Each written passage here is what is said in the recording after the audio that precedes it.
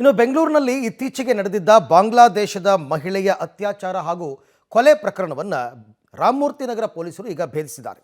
ಪೊಲೀಸರು 28 ವರ್ಷದ ಮುದುಕಪ್ಪ ಎಂಬಾತನನ್ನು ಬಂಧಿಸುವಲ್ಲಿ ಯಶಸ್ವಿಯಾಗಿದ್ದಾರೆ. ಹಳೆ ಸ್ನೇಹ ಬ್ರೇಕಪ್ ಮಾಡಿದ್ದಕ್ಕೆ ಅತ್ಯಾಚಾರ ಎಸಗಿ ಕೊಲೆ ಮಾಡಿರೋದು ಈಗ ಆರೋಪಿ ಬಾಯ್ಬಿಟ್ಟಿದ್ದಾನೆ. ಕೊಲೆಯಾದ ನಜ್ಮಾ ಮತ್ತು ವಾಟರ್ ಟ್ಯಾಂಕರ್ ಡ್ರೈವರ್ ಆಗಿರುವ ಮುದುಕಪ್ಪ ನಡುವೆ ಸ್ನೇಹ ಇತ್ತು. ಕಳೆದ 6 ತಿಂಗಳ ಹಿಂದೆ ನಜ್ಮಾ ಇದ್ದ ಜೋಪಡಿ ಸೇರಿ ಅಕ್ರಮ ಬಾಂಗ್ಲಾ ವಲಸಿಗರ ಮೇಲೆ ಪೊಲೀಸರು ದಾಳಿ ನಡೆಸಿದರು. ಇದಾದ ನಂತರ ನಜ್ಮಾ ಮುದುಕಪ್ಪ ಇಬ್ಬರ ಸ್ನೇಹ ಕಟ್ ಆಗಿತ್ತು.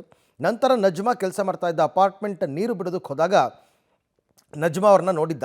ಈ ವೇಳೆ ಪುನಃ ನಜ್ಮಾ ಹಿಂದೆ ಬಿದ್ದಿದ್ದ ಈ ಮುದುಕಪ್ಪ. ಆದರೆ ಮುದುಕಪ್ಪ ಜೊತೆ ಮಾತನಾಡೋದಕ್ಕೆ ನಜ್ಮಾ ಹಿಂದೇಟು ಹಾಕಿದ್ಲು.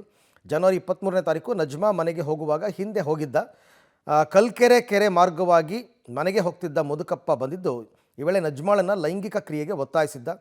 ಬಲವಂತವಾಗಿ ವಿರೋಧ ಮಾಡಿದಾಗ ನಜ್ಮಾಳನ್ನು ಎಳ್ಕೊಂಡು ಹೋಗಿದ್ದ. ಅಲ್ಲಿ ಅತ್ಯಾಚಾರ ಮಾಡಿ ಉಸಿರುಗಟ್ಟಿಸಿ ಕೊಲೆ ಮಾಡಿದ್ದಾನೆ. ನಂತರ ನಜ್ಮಾ ತಲೆ ಮೇಲೆ ಕಲ್ಲೆತ್ತು ಹಾಕಿ ಎಸ್ಕೇಪ್ ಆಗಿದ್ದ. ಮುದುಕಪ್ಪ ಬಂಧನಕ್ಕೂ ಮುನ್ನ ಕೆರೆಯ ಬಳಿ ಓಡಾಡಿದ್ದ 6 ಜನರ ವಿಚಾರಣೆ ನಡೆದಿತ್ತು. FSL ವರದಿಯಲ್ಲಿ ಆರೋಪಿಯ ರಕ್ತ ವೀರ್ಯ ಮ್ಯಾಚ್ ಆದ ಹಿನ್ನೆಲೆಯಲ್ಲಿ ಪೊಲೀಸರು ಈಗ ಮುದುಕಪ್ಪನನ್ನು ಅರೆಸ್ಟ್ ಮಾಡಿದ್ದಾರೆ. ಬೆಳಗ್ಗೆ ನಮ್ಮ ಕಂಟ್ರೋಲ್ ರೂಮ್ಗೆ 112 ಬಂದ ಮಾಹಿತಿ ಮೇರೆಗೆ ಪೊಲೀಸ್ನವರು ನಮ್ಮ ರಾಮಮೂರ್ತಿ ನಗರ ಇನ್ಸ್ಪೆಕ್ಟರ್ ಮತ್ತು ನಮ್ಮ ACP ಬಾನ್ಸವಾಡಿ ಉಮಾಶಂಕರ್ ಅವರು ಬಂದು ಸ್ಥಳ ಪರಿಶೀಲನೆ ಮಾಡಿದ್ದಾರೆ. ಮಾಡಿದಾಗ ಇಲ್ಲೊಂದು ಮಹಿಳೆಯ ಡೆಡ್ ಬಾಡಿ ಇದೆ ಅಂತ.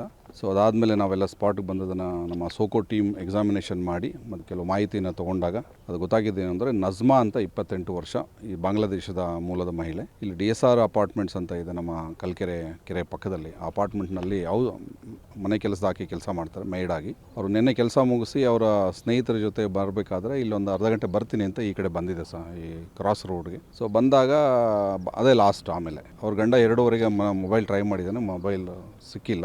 ಅದಾದಮೇಲೆ ಇವತ್ತು ಬೆಳಗ್ಗೆ ಅವರು ಹುಡುಕಾಡಿದ್ದಾರೆ. ಅವರೆಲ್ಲ ಅವರು ಯಾರು ಬಾಂಗ್ಲಾದೇಶ ಮೂಲದವರು ಇದ್ದಾರೆ. ಗಂಡ ಹೆಸರು ಸುಮನ್ ಅಂತ BBMPಯಲ್ಲಿ ಗಾರ್ಬೇಜ್ ತೆಗಿಯೋದ್ರಲ್ಲಿ ಕೆಲಸ ಮಾಡ್ತಿದ್ದಾನೆ. ಕಸ ತೆಗಿಯೋದ್ರ ಏರಿಯಾ ಇದರಲ್ಲಿ ಡಿವಿಷನಲ್ಲಿ.